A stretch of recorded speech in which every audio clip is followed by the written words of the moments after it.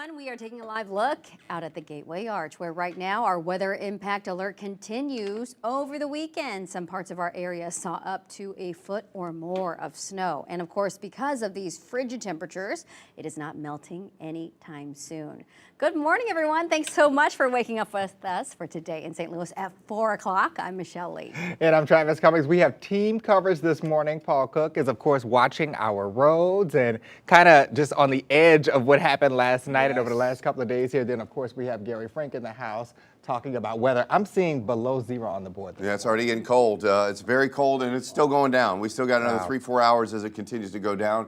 And that's what we're going to highlight here coming up at 4:01. Our main story now is the cold. Our attention, and with a fresh coating of snow and the fact that you don't see a cloud in the sky, tells us that we continue to look at pretty cold air that's settled into the region.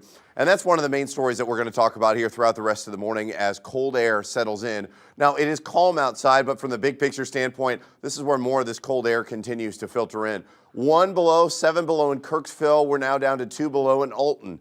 Also Pacific, Washington, many spots down below zero at this hour as we continue to focus on really cold air that will settle into the region. It's still going to get a little bit colder outside, but once again, when you talk about the wind chills right now, even a little bit of a breeze right now, it makes it feel like it's 17 below zero in St. Louis. This is at the airport. This is the official reading, all right? So these numbers are between 15 and 25 below throughout the rest of the morning. All it takes is a little bit of a breeze, anywhere from 5 to 10 miles an hour. It does not take much. 19 in St. Charles, 20 in Litchfield. This is the reason for the extreme cold warning that we are under right now. Futurecast is going to show that the rest of the next couple of days, we'll see some improvement by the afternoon and tomorrow. However, until we get there, it's still going to be quite cold. So really from now into the rest of the day, it's going to be cold, right? So you're going to deal with the bitter wind chills. It doesn't matter if we get out of the extreme cold warning criteria, which we will by around noon. But really just thinking, you know, making sure if you haven't done that and you're just kind of waking up, checking out what's going on the roads, making sure those pipes are maybe dripped before you leave before work. I hope you have your pets inside and just think about everybody because it's going to be really cold outside. We'll talk about the hour by hour and what's expected here ahead as we check on that. But, you know, from a standpoint of how the roads were, Paul, I honestly, I thought they were pretty good, all things considered, but there are still some spots that are going to be too difficult to clear. Yeah, exactly. And because of the temperature, it's going to be very slick. Some things we'll keep kind of on our minds here today that might be different than what you were looking for yesterday. You're going to notice on our maps that traffic's moving better. Well, there's just not as much out there, but the roads are good. The roads are good on highways, I should say. You're going to have a lane. The temperatures could get you. So, but you'll have those piles at the end of streets, those big piles where you have to make an actual 90-degree turn versus kind of rounding off. That's going to be a big thing out there. And there's a lot of people walking because of those things. Because of big piles, you're going to see a lot of more pedestrians, which sounds crazy with these temperatures, but that is something that we have noticed out there. And we'll take a closer look at that. We also had an accident at 70 and Scudder. So that is closer to the North City, North County area. Just people sliding. You're going to be forced to make some decisions like, do I pick up my radio here? I know my microphone's still on, and those decisions will be, do I merge there or do I take it down another exit? They say if you missed your exit, obviously keep going. We'll have another look at the roads here in just a few minutes, guys. All right, thanks so much. Okay, so let's go ahead and take a first-hand look at those snowy roads. Yeah, so first let's get out to meteorologist Tracy Henson. She has a closer look on the conditions from our weather impact storm tracker, which is always an up-close and personal view. Tracy, what are you seeing out there and where are you? Alrighty, so I have a bit of a plan this morning, Travis, and it's to hit like the important things first. So I'm going to go by the hospitals. Right now we're by BJC, and things here are looking really good. You know, if you have to drive this morning, it might be to the hospital. So I wanted to check on these areas first.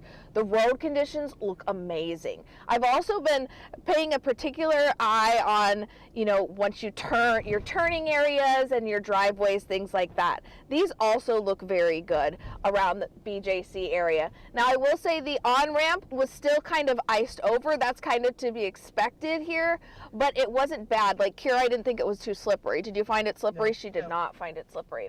So that's pretty good there. Even like as you look over into, this is the Children's Hospital entrance, even that area looks pretty good. So as we get through the rest of the morning here, my plan is to go, I'm going to check here, we're going to go by Missouri Baptist, we're going to go by Mercy. Now this could all change with if there's any breaking news that we need to head out to. I'm also going to go by the airport so we can check and see on how those conditions are for people. Now just because our roadway here looks really nice, it doesn't mean that it all is. This morning pretty good. I have a 4-wheel drive pickup truck that I drive into work. Gary and I do have a bit of a drive before we make it in. And I only had issues on the on-ramps for the most part today where I could feel a little bit of slipping. Because I was out on the road pretty much by myself, believe it or not, at 2:30 in the morning, you're out there on the road by yourself. I did try hitting the brakes pretty hard a few times, and I was stopping pretty good. I will say if I had a low-profile vehicle, that would be a bit of an issue in some areas, because in some spots, and I'll show you just one of them here, in some spots, you know, as you make your way off to the side of the road, what you're going to find is a little bit of like a snow bank that you're going to have to get through. And that can be kind of tough if you have a lower profile car. So if you're maybe 4 inches of clearance to 5 inches of clearance, you might be more of a snow plow, and that can be really tough if your car is not all-wheel drive. But this is just around the BJC campus, so if anybody has a very important doctor's appointment today, I do think you're going to be okay. The key, of course, is to take it slow, and if you do have one of those lower profile cars or a rear-wheel drive car, especially one of those rear-wheel drive cars, getting up any sort of hill, even if it's not that big of a hill like the on and off ramps, could be a little bit of trouble out there. So we're going to go ahead and continue to track the road conditions this morning, which so far I'm giving us an A. We haven't gotten, into any areas that have been too difficult. There are definitely some big snow banks. You can't really tell where the lanes are, but if most people stay off the roads today and you have an emergency situation, a very important doctor's appointment that still remains on the schedule, it's looking pretty good. So live in the Storm Tracker, I'm Tracy Hinson, 5 on your side. All right, thanks so much, Tracy. It is nice to hear that she said a grade A. Absolutely. Right? And we do know just from the city, they have now doubled their fleet with contractors. So the next 24 to 48 hours, like Tracy has been mentioning, they're going to be out on the roads working.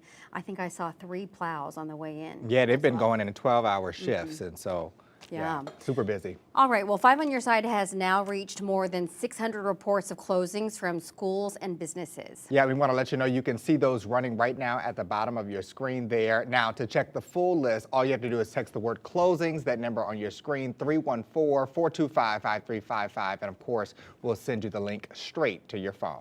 And remember, our coverage does not stop when the broadcast ends. We are continuing updates live right now on the free 5 on Your Side streaming app. You can scan this QR code to download and watch for free, or you can search KSDK on your smart TV. All right, and your time now is 4:08 right now. You're getting a live look in Arnold. And yep, it's the same story. Those roads are still blanketed in certain parts. Others are doing much better, but we got to keep an eye on them for you. We'll be right back after this.